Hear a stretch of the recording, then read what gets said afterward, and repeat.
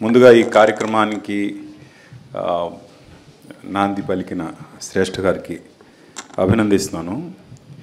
అలాగే ఇక్కడ నాకు పునర్జన్మనిచ్చిన గురువారెడ్డి గారికి, నాకు చాలా ఇష్టమైన వరప్రసాద్ రెడ్డి గారికి, సాహిత్యం అంటే ఏంటి అని మనందరికీ పరిచయం చేసిన మృణాలిని గారికి, అలాగే శర్మ గారికి పేరు పేరున అందరికీ నమస్కారం.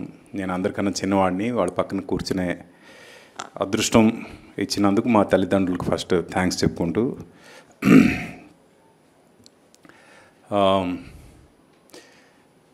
రాజాగారు నాకు చాలా మోసం చేశారు. ఆయన వాళ్ళ పెద్దమ్మాయి ఈరోజు ఈ ప్రోగ్రాం చేస్తున్నందుకు ఆయన ఈ చైర్లో ఎక్కడో కూర్చొని ఉంటారు. అందుకు ఆయన చేసిన మోసం నేను చెప్పాల్సిన అవసరం ఉంది. నేను స్వాతిముత్యం సినిమాలో కమల్ హాసన్ లాగా ఆయన స్వామియాజులైతే ఆయన వెంట లిటరల్గా ప్రతిరోజు పడేవాడిని. నాకు మీ హెల్ప్ కావాలి. పాట అనే ప్రోగ్రాం చేయాలనుకుంటున్నాను నేను.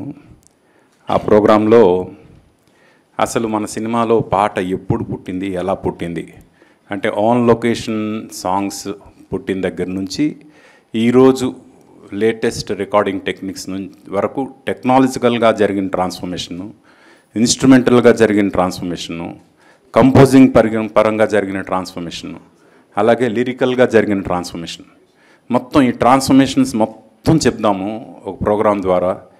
క్రొనాలజికల్గా చెప్దాం అంటే టైం ఫ్రేమ్లో చెప్దాం అని నేను ఒక ప్రపోజల్ పెట్టాను. అది ఆయనకు నచ్చింది.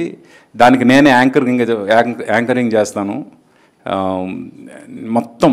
అంటే అది ఒక ఆర్కైవ్ లాగా, ఇంకా మన తెలుగు పాట గురించి ఎవరైనా ఏమైనా అడిగితే అది అక్కడ దొరకాలి అనేలాగా ఉండాలి. అలా చేద్దాం ప్రోగ్రామ్, ఎంత లెంత్ వచ్చినా పర్వాలేదు అని నేను లిటరల్గా ఆయన వెంటపడ్డాను. ఐడియా చాలా బాగుంది, తప్పకుండా చేద్దాం అన్నారు. ఆయన అంటూనే ఉన్నారు కానీ నాకు అవకాశం ఇవ్వకుండా వెళ్ళిపోయారు. అందుకు నాకు ఆయన మోసం చేశారు. సార్ మీరు ఎక్కడున్నా ఇది మాత్రం నేను గుర్తుపెట్టుకుంటా. ఎందుకంటే మీకు తెలిసిన ఇన్ఫర్మేషన్ ఏదైతే ఉందో దానిలో కనీసం 5% అయినా ఈ బుక్స్ ద్వారా జనానికి తీసుకొచ్చారో లేదో నాకు తెలియదు. నేనేంటంటే కనీసం ఒక 60-70% అయినా మీ దగ్గర ఉన్న ఇన్ఫర్మేషన్ని ప్రపంచానికి పరిచయం చేద్దామనే ప్రయత్నం చేసి ఆ రోజు మీ వెంట అలా పడ్డాను. కానీ సడన్గా ఒకరోజు మీరు చెప్పకుండా వెళ్ళిపోవడం చాలా బాధేసింది.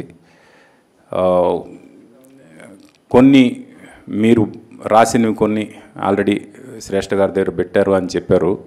అవి నేను I will go through them. But what ever said and done, ఇప్పుడు శర్మ గారికి కూడా చెప్తున్నాను సార్, ఏదైనా ఇన్ఫర్మేషన్ ఉంటే మాత్రం దయచేసి లెట్ ఇట్ బి దేర్. అంటే మీ నుంచి నెక్స్ట్ తరాలకి కంటిన్యూ అవ్వడానికి మీ వంతుగా మీరు మ్యాక్సిమం మీరు ప్రపంచానికి ఇచ్చేయండి సార్. మీ తర్వాత తరానికి అది వెళ్ళాలి. వెళ్ళకపోతే అది తప్పు అయిపోతుంది మీ నుంచి. రాజాగారు చేసిన తప్పు మీరు చేయవద్దు. రాజాగారు నాకు చేసిన మోసం మీరు ఎవరికి చేయొద్దు. ఇది ప్రత్యేకంగా నేను చెప్తున్నా. ఎందుకంటే ఇది చాలా అంటే ఆయన జీవితంలో ఎంత డెడికేట్ అయ్యారు పాట కోసం అనేది దగ్గరగా ఉన్న మా అందరికీ తెలుసు.